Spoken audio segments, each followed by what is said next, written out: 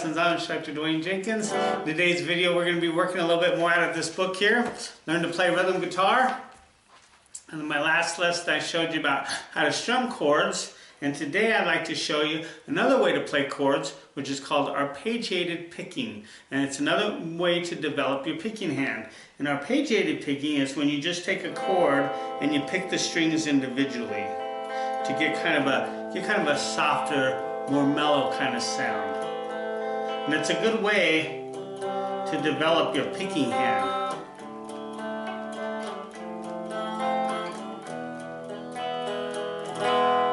So once again, we'll start with the C chord.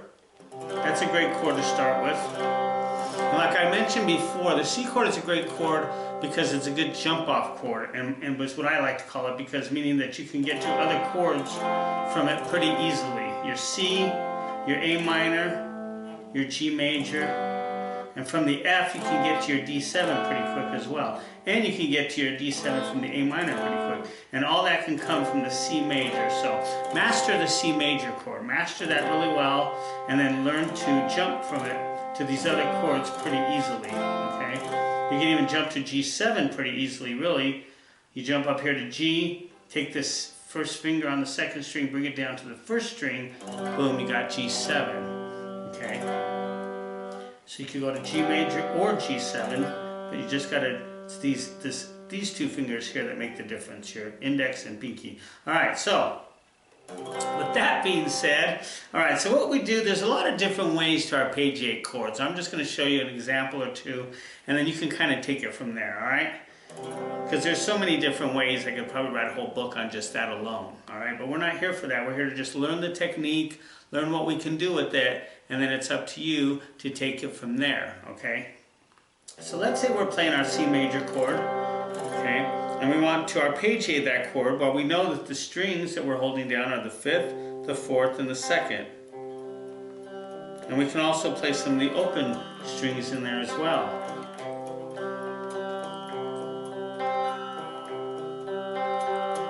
Now a good way is just pick down the strings like 5, 4, 3, 2, 1, 2, 3, 4. 5, 4, 3, 2, 1, 2, 3, 4. And maybe go to your A minor chord. 5, 4, 3, 2, 1, 2, 3, 4. 5, 4, 3, 2, 1, 2, 3, 4. Okay, maybe go to your D chord. 5, 4, 3, 2, and the D chord you could actually start with the 4th string because that's your D string, so you could go 4, 3, 2, 1, 2, 3, 4, 3, 2, 1, 2, 3. And as you continue to do this, you're going to hear like songs in there that you know that utilize this technique. Okay, you can do other chords, the G chord.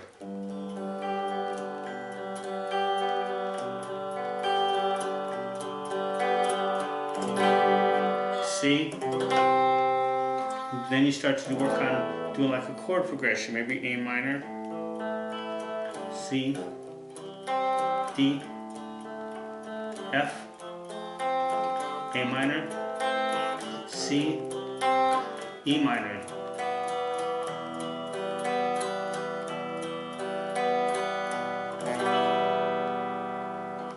Now probably one of the easiest songs to probably start with arpeggiated picking would be probably Nothing Else Matters by Metallica. All you have to do is hold your E minor chord. Now if you don't know any of these chords, this book here will show you how to play them, how to form them. It'll show you how to record charts and things like that, so you'll have them down in your chord vocabulary. Now with this song, Nothing Else Matters, this is a great exercise because you got to jump a couple strings. So you start with the E, come down to the 3rd, which is your G string, 2nd, and 1st.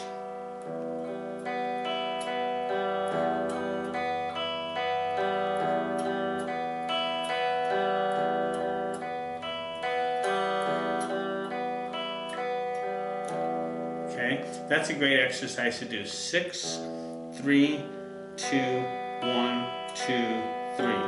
Okay, those are the strings. You just hold your E. You probably don't even need to hold the chord really because you're not even hitting any of it, but you could just go.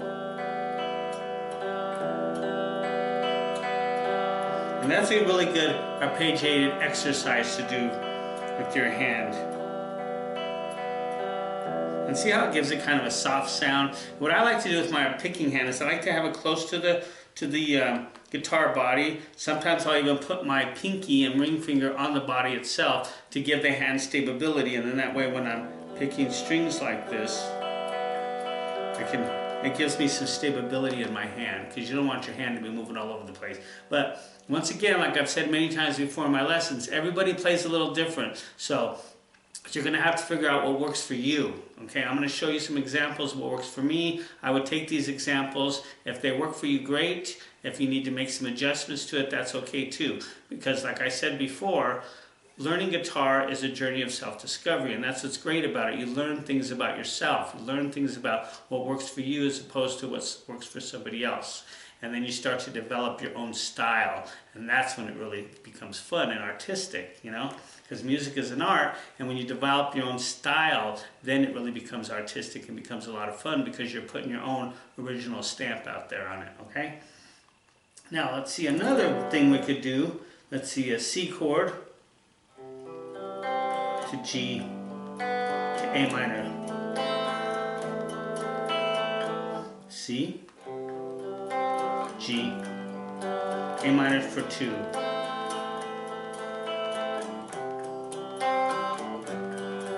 That's a good one. And right here I'm just playing the 4th, 3rd, 2nd, and 1st string back and forth like that while I'm holding the A minor chord. C, G, A minor for 2. And then when you kind of get that down, you get a little fancy, add a couple notes in there and go.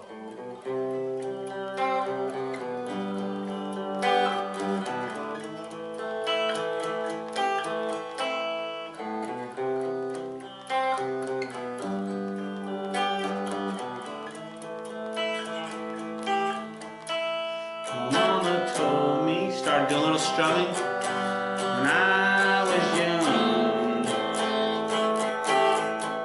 Well, sit beside me, my only son. See, that song's just those 3 chords. It's C, G,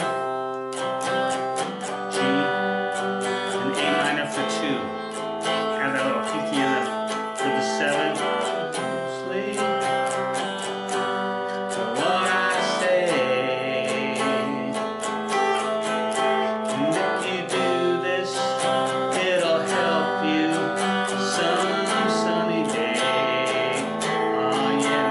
Arpeggiated picking.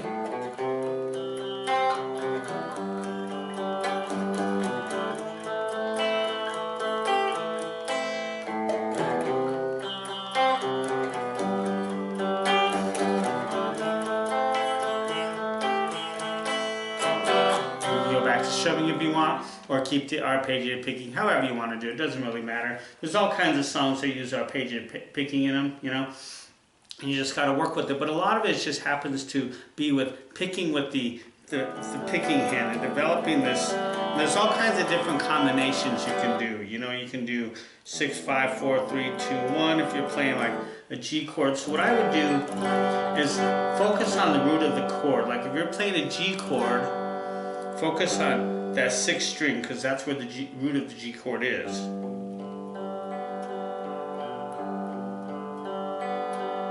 And focus on going down and then coming back up. And if you notice, there's like 5 notes I go down on and then come back up. So 1, 2, 3, 4, 5, 2, 3, 4, 1, 2, 3, 4, 5, 2, 3, 4, like that. That's a good way of just a good exercise for getting that down. And then if you went to the C chord, you could start at the 5th string, because that's where the C note is in the C chord, so start there and do the same thing.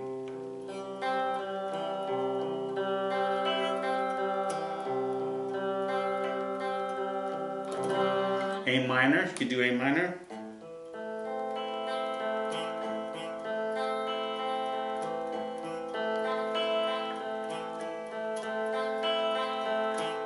You could do D7 that we talked about in the last lesson. And you want to start with that root note if you can. Like when we're playing a D, you use your D string. You can use that because it's open, so just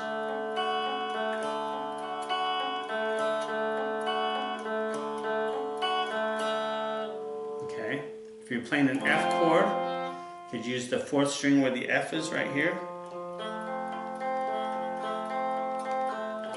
There's all kinds of different ways you can do it. E, you do that E minor, you can use the low E string. And then Nothing Else Matters is another one where you could like arpeggiate the intro and then strum the the regular part when you go to sing it.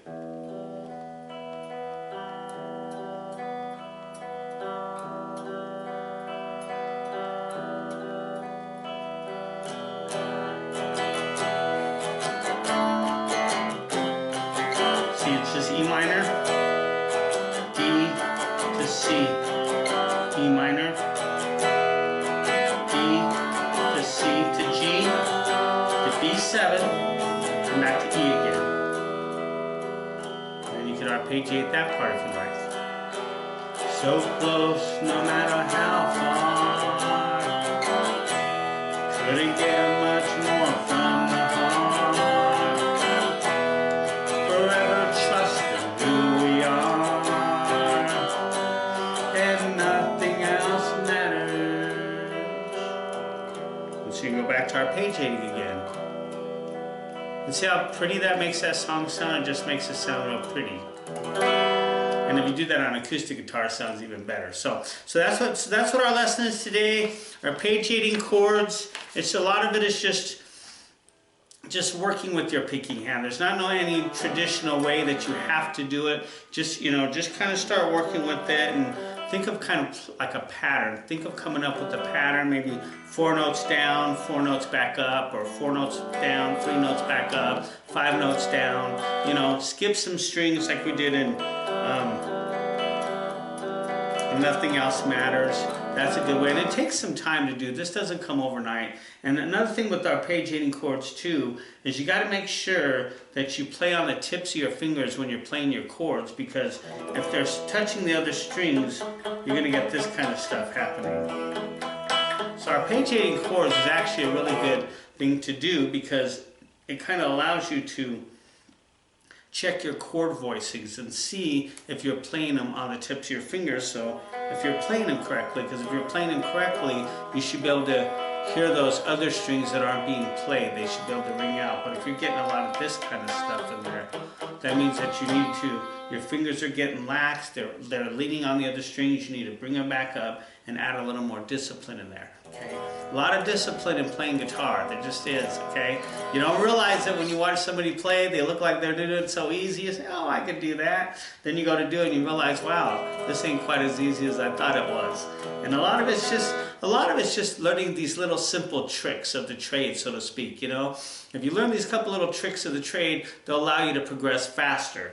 Okay, so just make sure that your fingers you're playing on the tips of your fingers when you do your chords, and that your hand is stabilized when you're picking the strings, okay? Like when you're strumming, your hand is kind of loose. But when you're arpeggiating chords, your hand is has to be a little bit more stable, because it's there's a little bit more discipline in doing that, when you're trying to hit strings, especially when you're trying to skip strings. That makes a big difference too. So I would recommend just working on those kind of things, string skipping. Maybe go from the 6th string to the 4th string, from the 5th to the 3rd, from the 4th to the 2nd, from the 3rd to the 1st. That's a good exercise. And just kind of work on that. And if this hand gets tired from holding chords, just give it a break for a second and work on this hand. Just work on developing your picking hand, because the more you develop this hand, it's going to be able to produce better rhythm, because like I said before, this is the hand that brings the chords to life. So the better this hand is at doing things like palm muting and strumming and arpeggiated picking and things like that, you're just going to become a much better rhythm guitar player. All right, and then once this hand's taken a break, come back and do your chords again. And as you continue to do these kind of things, you arpeggiate chords individually and then start to put them together, you're going to hear songs. And then it's going to be a lot of fun. Alright, so that's our lesson today on arpeggiated picking. There's all kinds of more things that we could do, but I don't want the lesson to be too long, but I do want you to work on that. Work on your arpeggiated picking. Work on getting this hand developed for playing better rhythm. Alright? Now, if you're interested in getting this book, it comes in two versions. I have the paperback version, the physical paperback version. I also have the digital version. You can find the paperback version in my Etsy shop, and I'll leave a link below for that. And you can find the digital copy at my website at dwaynesguitarlessons.com. Now the benefit of the paperback is that I will sign it and ship it to you, okay? And you'll have a personally signed author copy, so that's pretty cool. Now this is a great book because it has all kinds of great things. It's got pictures, and it shows you, and the reason why I wrote it is because I learned from method books myself. That's how I got started. I got started a long time ago before the internet, and it was method books that really helped me. And what's great about method books is they offer a step-by-step way of learning, okay? Everything is step-by-step, so you don't miss anything, and you progress at a much accelerated rate. It's kind of like if you were to get on an airplane and get a non-stop flight. That's what a method book does, at least this one for sure that I've written. I wrote this one, and I wrote it in a specific, easy to learn, step-by-step system of learning. I show you the chords, I show you how to play the chords, I show you extended chords, I show you how to do chord progressions, I give you chord charts, how to read those. Those are really important because they're very popular, especially if you're going to accompany somebody on piano or something like that. All that stuff is very important. And I show you how to read notation, basic music theory, and all the things that you need to get a quick result for learning how to play better at playing rhythm guitar. Now that's just this book. My other books, I have other books on acoustic guitar and electric guitar and all those, and I'll probably do some lessons on those too, but for right now, just rhythm guitar. But if you're interested in getting to a quicker result of where you're going, this book will help you do it, okay? And if you have any questions, be sure to let me know. All right, so that's our lesson today. Be sure to work on that, work on your arpeggiated picking. If you're having any problems, let me know. I will be happy to help you. And like I said, make sure that your chords are formed on the tips of your fingers and that you just work with that pick, picking the strings up and down, okay? So you take care, keep practicing. Until our next lesson, I'll see you then. Audio Jungle.